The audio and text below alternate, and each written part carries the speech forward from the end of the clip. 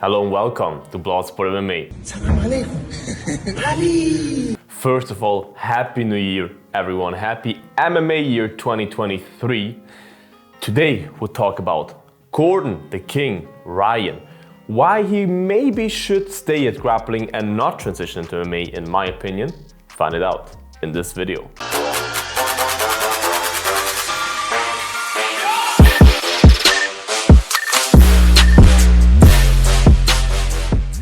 Gordon Ryan is arguably the GOAT of NoGi. That's why he's also called the King as his nickname. He's really, in terms of the normal people's opinion, the casual opinion, the greatest ever in NoGi grappling. The most dominant, let's say it like this. So he's really the star of grappling at the moment. He's the guy that brings non-grappling fans, or fans that are maybe into MMA or just combat sports, but not really deeply into singular grappling or jiu-jitsu, into it. I mean, the best example is me. I love grappling, I love jiu-jitsu, but I have to be honest, if it's not Cage Fury FC, where UFC fighters compete or something, I will not really sit down and watch half an hour of gi or no gi grappling competitions. I'm honest. I'll watch highlights, I'll watch ONE FC. They do an amazing job with that, with Mikey Musumeci and all these guys. If it's a long match, I will not be that dialed in and focused. It's just for me not that entertaining like a UFC fight. Are you not entertained? But Gordon Ryan makes guys that casually don't watch grappling, watch grappling. He reminds me kind of Conor McGregor back in the day with MMA.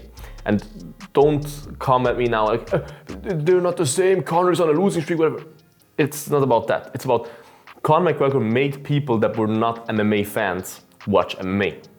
That were not really into MMA, that didn't care too much about it, watch it. Gordon Ryan kind of does the same, just for grappling. Grappling is still a lot smaller than MMA. But he makes people that don't care about grappling talk about grappling. To the topic about MMA. Why, in my opinion, he should stay with grappling and not transition into MMA for his own good. He's so dominant and so good at NoGi grappling, right? And I hate to do it, but I have to bring Conor McGregor in again. Remember what happened when Conor McGregor, what happened? Okay, he got a lot of money. He didn't get too much hate or something, but did it help his legacy career, like his career in terms of legacy and the resume maybe, but you know what I mean, the wins and stuff to fight Floyd Mayweather? Not really. He got finished for the first time in stand-up. Not choked by Nate Diaz, he also got finished there, but you know what I mean. He got finished in the stand-up for the first time in his career. And that's not even comparable to Gordon Ryan because he fought Floyd Mayweather, the arguably best boxer of all time, or the best defensive boxer of all time, whatever you want to call it. The best defense in the heavyweight. The best move in the heavyweight. He fought him in his first fight. That's like if Gordon Ryan, he's maybe light heavyweight, 218 pounds I think he could cut down, maybe, I don't know, comes in now and fights Jiri Prochazka. That's the same. That's different. Where's his head at? What could make it even more bad for his career, for Gordon Ryan's career or legacy is he would have to do it the Bo Nickel way and fight on CFFC or whatever first, like an organization that is maybe on UFC Fight Pass, whatever first, before he can get into the big league UFC. They will give him the fast track, but they will not sign him right away. And just imagine, the king of NoGi, such a huge name, they're called the GOAT and everything, gets knocked out in his first MMA fight or something. It would kind of destroy his legacy. Of course, he will still be the NoGi GOAT and people will still say, hey, he's so good at grappling, whatever. But you know what I'm trying to say here? It would not help his career. It would really not help him. And of course, it's also possible that he gets choked out in his next grappling competition. You never know. The risk is always there of losing, of course. I mean, if he fights this Felipe, what's his name? Felipe something guy. Sorry, I forgot the name. Melo or something that choked him out one time and won via points against him another time. The only guy to ever beat him 2 times. He competes against him in February, I think. So of course he could also lose there again. You know what I mean? There's always the risk of losing. But I believe if he gets knocked out in a cage or something, it would hurt his career a lot. And I don't believe he would get knocked out, but the risk is just there, if you know what I'm trying to say. Striking is definitely easier to learn fast than grappling. I mean, he's 27, he's still young, he has a lot of time. It's definitely possible that he can transition, 100%. But what favors him there is striking is also a deep martial art, but the basics are learned a lot faster than like grappling, wrestling. If you have a guy that trained Thai boxing for 15 years and the guy that trained Thai boxing for 5 years, normally the guy that trains 15 years maybe win, but it's much closer than a guy who wrestled for 15 years and the guy who wrestled for 5 years. You know what I'm saying? Grappling and wrestling is much deeper and you see the difference in experience much more. So it's harder for me, in my opinion, to transition from kickboxing over to MMA than from grappling or wrestling to MMA. That is a favor for Gordon Ryan.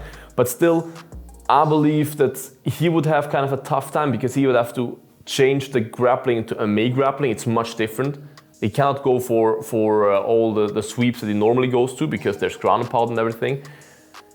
It's just a lot of things that change. People try to uppercut you or knee you in the face when you shoot. You know what I mean? So many things that change for him there. It's just a huge risk for his legacy. Because Bo Nickel is a different ballgame. Bo Nickel is an amazing wrestler, but he's not the GOAT of wrestling. He never won an Olympic medal. He wasn't even qualified for the Olympics. He's still an amazing wrestler, don't get me wrong. He's one of the best wrestlers. But he's not the GOAT of wrestling. That would be a way different ballgame then. He would have a much bigger chip on his shoulder. Gordon Ryan would have the biggest chip on his shoulder ever if he transitions to MMA, you know what I mean? And the other thing that I see that doesn't really favor him is steroids. If you try to tell me now in the comments, please just write it, I will laugh. If you try to tell me that Gordon Ryan is not on any kind of performance enhancing substances, you must be out of your goddamn mind. That's like telling me Liver King only eats liver and that's why it's so big. I mean, come on. Of course he goes to the gym, of course he works out, even though if you take steroids, you still have to work out. You just don't just get big from just rolling around. You still have to go to the gym. And he's massive, bro. He's massive, okay? And I don't blame him, it's all good. I couldn't care less. In grappling, if you see these heavyweight tournaments, 80% of them look juiced up. I don't care, I couldn't care less. But if he transitions to MMA, there's USADA, testing everything, he couldn't do that. So he would have to let go of the steroids, which means he would lose some mass, which means he would maybe even, I don't know how much, I'm not a doctor, how much mass he would lose and stuff, but it could even be that he has to fight a middleweight then, who knows, but you know what I mean? It takes a lot of strength away and everything, his famous strength. And it will just, if you're a lifelong athlete on steroids and then you transition to not being on steroids anymore, it doesn't help you. See Vitor Belfort. You just can't bring the same performance. And I don't say he would not be an amazing athlete without steroids, not at all. I'm not hating on Gordon Ryan here, not at all, really. I couldn't care less if he takes steroids. Good for him, he looks good. But in MMA, it will not help him when he has to reduce or take off the steroids, if you know what I'm saying.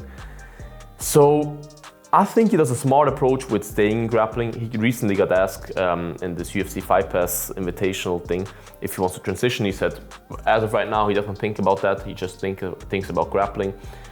I think if he wants to transition, he still has time. He's 27 years old. If he fights at light heavyweight, I mean, 27 is like a child in light heavyweight, you know what I mean? So he still has time, definitely. But if I would be in his position, if I would be his manager, I would tell him, hey, stick to where you're best at. You make a lot of money there. Your legacy's untouchable there. And transitioning to MMA, as a fan, I would love it. I mean, Gordon Ryan on the pay-per-view, that would sell like crazy. I would love to see that, honestly, that would be amazing. But for him, I would not advise it to do it. There's more risk than there is reward, in my opinion at least. What is your opinion on that whole thing? Should he transition to MMA? Am I just out of my mind and speaking nonsense? Write it all in the comments, guys. Make sure to like this video. and subscribe to this goddamn channel, guys. Let's get to 800 subscribers and 10 to the 1,000. I will have something special for you then. Subscribe to this channel, guys, and most importantly, that you also look like Gordon Ryan once without steroids. Eat your vegetables. Until next time, guys, bye-bye. Bloodsport out.